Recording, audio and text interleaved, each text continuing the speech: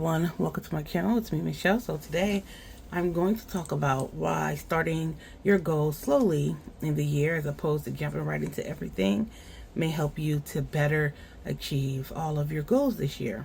So I'm just going to write down a couple of reasons why.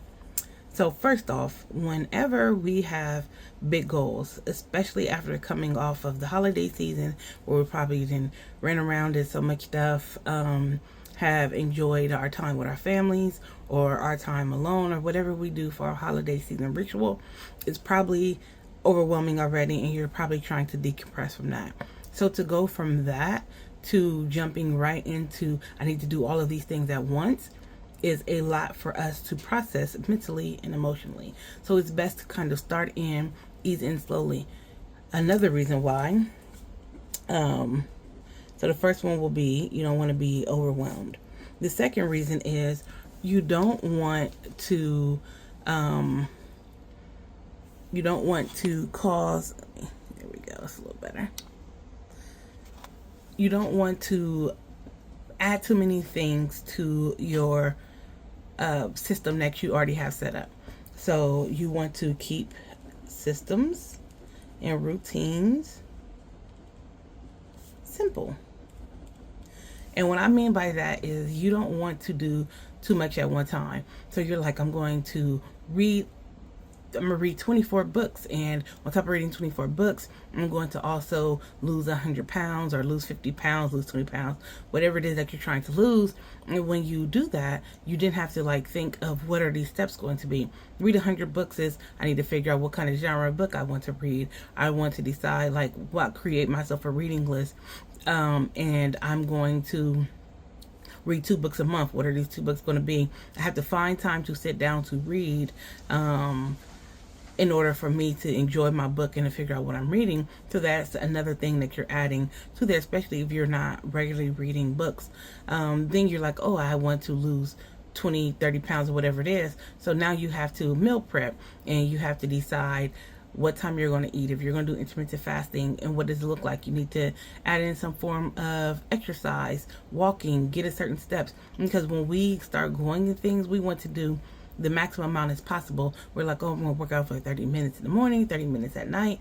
I'm going to do this fasting. I got to do meal prep. I got to do grocery shopping. So now you're adding extra steps that you may not already have in place into your schedule as well, especially if your schedule is already kind of jam-packed. So now you're adding these new things into your system, and it is not simplicity, and you're going to overwhelm yourself, and then you're going to quit. This is why a lot of people do actually quit on their goals, because it is a lot and they have added more than they can handle onto their systems. So it's best to start slowly, add a couple of things in at a time, especially if you want to be consistent and you want to add them as routine. So you need to be like, hey, I'm going to go ahead and I'm just going to start working out for 20 minutes a day and monitoring what I eat, as opposed to like, I'm going to do all these thousands of things.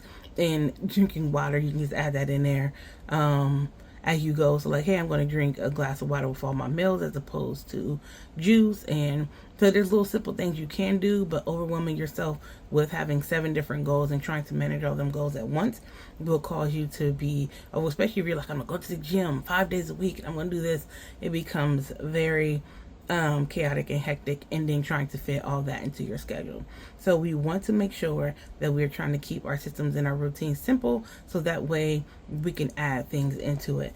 The next reason I will say to start your year slowly as opposed to trying to jump into everything all at once is because you want to be able to develop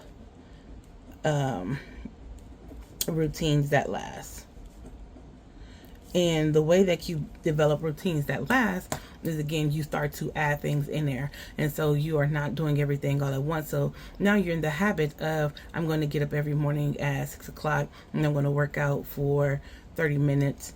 And I'm going to read my book for 15 minutes. So now I'm already developing this, and I'm getting this into a habit and developing routines that actually stick and last, Now I'm in the mode of I'm going to work out every day, and I'm used to working out every day. And even if you have like a bad day where you can't do any of it, because you now have developed this routine, you are more than likely to bounce back and start over again the next day. Because there's days I've had hard days, my days have been long, and I did not do like all the things I normally do in my routine. Also, having a routine that lasts when your life feels off track and a lot of things seem to be happening, you have something to help keep you grounded and structured, and you won't feel like your life is so all over the place because you have a routine that's solid and one that lasts.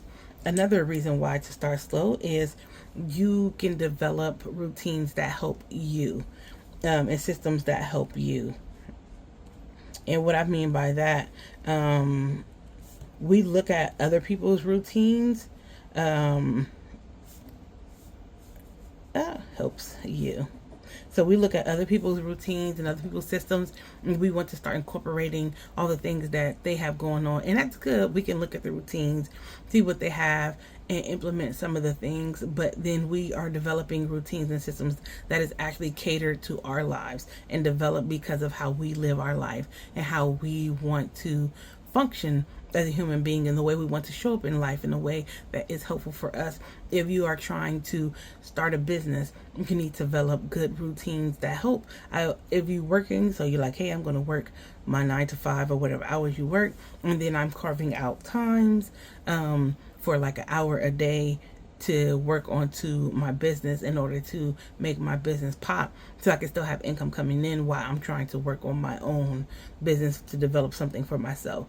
But these routines and systems that you're putting into place is something that helps you, because these are things that matter to you. So just because somebody said, hey, my morning routine, I get up and I do these thousands of things, that may not work for you. They may not have children. You may have children. They may already have their business, and they are already an entrepreneur, and they have streamlined their systems where they work 6 hours a day. Well, you're working 8 hours a day plus whatever your lunch is, and you're working on your business for an extra hour. So your times are not the same. So we have to develop them routine systems and routines that help us, because they work for the life that we actually live, and not for the life of other people that we're watching because we like those. And again, they're good to watch. You can get some good ideas, but make sure whatever we're implementing them to be able to be helpful to us and how we live, and we have systems that will last. A good book that I will recommend would be, of course, the 12-week year, because I like how it breaks it down into quarters, so your big goals don't seem as big, they seem more manageable. I'll also suggest Eat That Frog as well, because it helps you to see, hey, bite-sized things you could take this big thing, you have this big pie, and you want to take this big pie. Well, how do you do it one bite at a time? And so it helps you to kind of see that, and it gives some good explanation of that. And the Ruthless Elimination of Hurry is a really, really good book. It's by John Mark Comer, I believe. And I'm a Christian, so the book has Christian themes in it. Still a good book, even if you're not a Christian, because it helps us to see how we have like developed big to-do lists. We have so much going on, and then we're overwhelmed, we're overworked, and we don't actually have time for the things that are important to us because we are busy on the go. So I would say start the year off slowly, implementing things, and then by the time the springtime comes, you may be more adept. And plus, in the spring, we feel refreshed and renewed. Seasonal depression is a real thing for a lot of people, and people who suffer from that may still try to do a lot of stuff, even though it's not helpful to them to do all of these things. So seasonal depression is real. So I would definitely suggest that that the springtime is a good time. And plus, by then you'll know, I have all these goals that I said. Are these goals that I can reach? Do I need to rework them? And then you have more time in the spring to really kind of reflect and then renew and work harder onto some of the things, but now you have developed systems and routines that will help you when it comes to that. All right, you guys, I really hope this video helps. I hope that you are able to develop systems and routines that help you to reach your goals, and to help you to really get on track with where you want to be this year, and not be where a lot of us were last year, like, these goals don't look met like they should. All right, you guys, I'll see you in another video. Don't forget to rate with a thumbs up, subscribe if you haven't. I'll see you soon. Peace.